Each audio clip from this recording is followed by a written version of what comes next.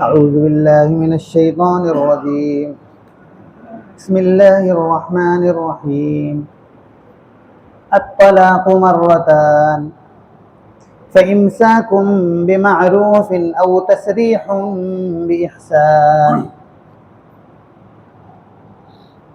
محترم حضرات، آپ نے کل سنا تھا کہ طلاق والی عورتوں کی کیا عدت ہے، ان کو کب تک انتظار کرنا ہے. کل اس پر بات ہوئی تھی. قرآن مجید کے اندر نکاح، طلاق، خلا اور اس جیسے مسائل سے مختلف آیات میں باتیں سامنے آئی ہیں. مختلف آیات پر اللہ تعالیٰ نے گفتگو کی ہے، لیکن یہاں جس تسلسل کے ساتھ یہ باتیں آ رہی ہیں اس پر غور کرنے کی ضرورت ہے. اس پر غور کرنے کے لیے، ان طلاق کے مسائل پر بات کرنے کے لیے ہمیں نکاح کی اہمیت اور اس کی حیثیت کو بھی جاننا ضروری ہے. دیکھیے، نکاح کی دو حیثیتیں ہیں. ایک تو سنت ہے، عبادت ہے. دوسری اس کی حیثیت لین دین اور معاہدے اور معاملات جیسی ہے. کچھ شرائط ایسے ہیں جو عام لین دین کے اندر بھی ہے اور وہی شرائط نکاح کے اندر بھی ہے. مثال کے طور پر آپ دیکھیے، کسی بھی معاملے کے اندر جو ہم کسی سے خرید و فروخت کرتے ہیں، اس کے اندر ایک شرط ہے کہ جو ہے کوئی جب اختلاف ہو جاتا ہے چیز خریدنے لینے دینے میں، تو وہاں پر گواہ کی ضرورت پڑتی ہے.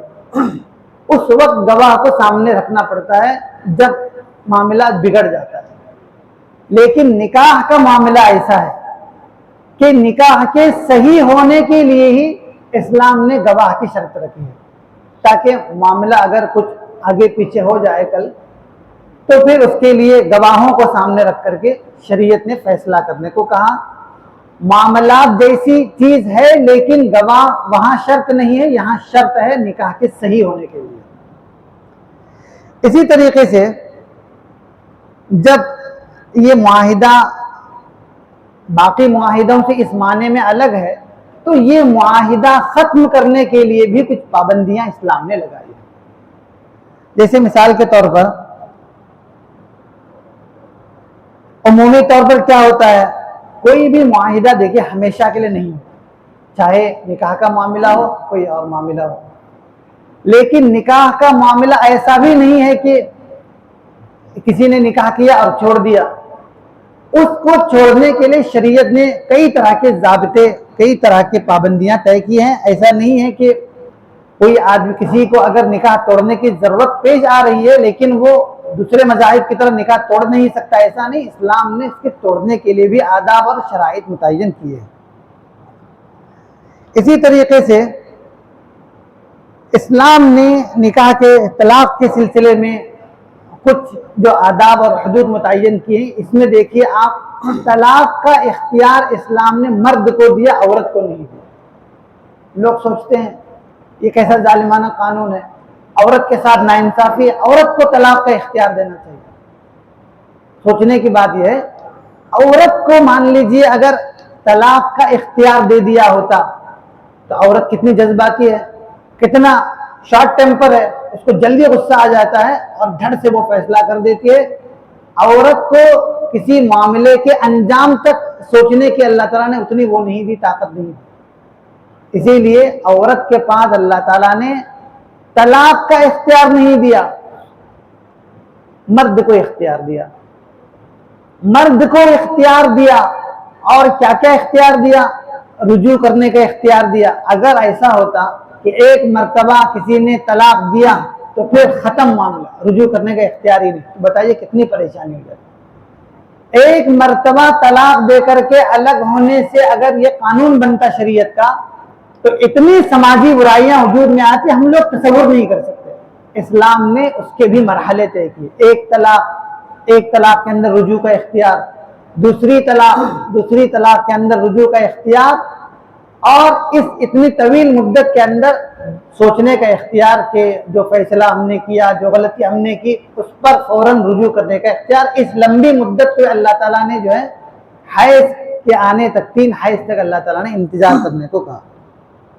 تو یہ جو اسلام نے پابندیاں طلاق کے سلسلے میں لگائی، یہ اس لیے لگائی کہ کوئی معاہدہ جو ہے ختم کرنا یہ بڑا نہیں ہے، اس کو نبھائے رکھنا، اس کو طویل لانگ ٹرم تک باقی رکھنا یہ بہت اہم چیز ہے، اس لیے اسلام نے ان سب چیزوں کے سلسلے میں پابندی لگائی۔ دوسری چیز یہ بھی لگائی پابندی کہ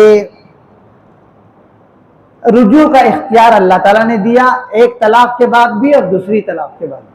ابھی جو آیت میں نے تلاوت کی اس کا کیا مطلب ہے؟ اللہ تعالیٰ کا ارشاد ہے الطلاق مرتان، طلاق 2 بار تک ہے، 2 مرتبہ طلاق ہے۔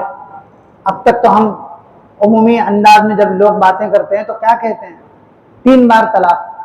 یہاں قرآن مجید کہہ رہا ہے طلاق 2 مرتبہ۔ یہ کون سی طلاق ہے؟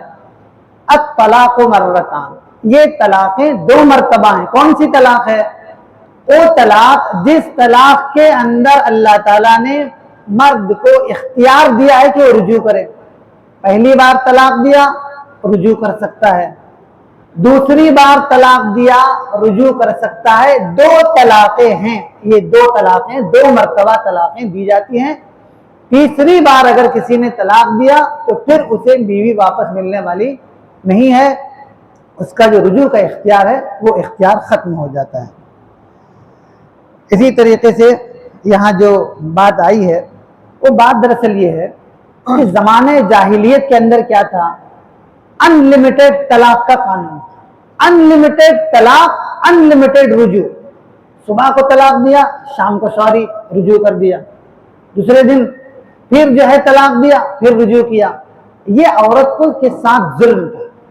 اسلام نے جہاں عورت کو بہت سے مظالم سے بچایا، اس ظلم سے بھی بچایا، اور یہ کہا کہ طلاق صرف 2 بار ہوگی، تیسری بار اگر طلاق دیا تو بیوی آپ کی نہیں رہی، بیوی آپ کی ختم ہو۔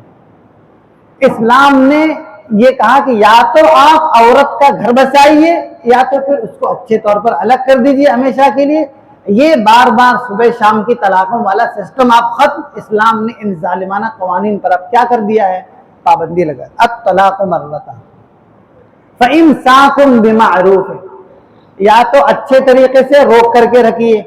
2 طلاق ہوئی، 2 طلاق کے بعد آپ سنبھل جائیے، اب یہ روزانہ کے جھگڑے ختم کیجئے۔ امساک بمعروف، اچھے طور پر آپ گھر بسائیے، اس کو اپنی زوجیت میں رکھیے۔ او تسریح بإحسان، یا تیسری طلاق دے دیجئے، اس کو اپنی زوجیت سے الگ کر دیجئے، روزانہ کے جھگڑے اب ہمیشہ کے لیے ختم کر دیجئے۔ پھر اس کے بعد یہ مہر واپس لوٹانے کے سلسلے میں جو قانون ہے شریعت کا، جسے خلا کا قانون کہتے ہیں، اس پر انشاءاللہ اللہ نے چاہا تو کل گفتگو ہوگی۔ اللہ تعالیٰ سے دعا ہے کہ اللہ تعالیٰ شریعت کے ان احکام کو سمجھنے اور اچھے طور پر اس کی گہرائی کو سمجھنے کے اللہ تعالیٰ ہم کو توفیق نصیب کرے۔ وآخر دعوانا الحمدللہ رب العالمین۔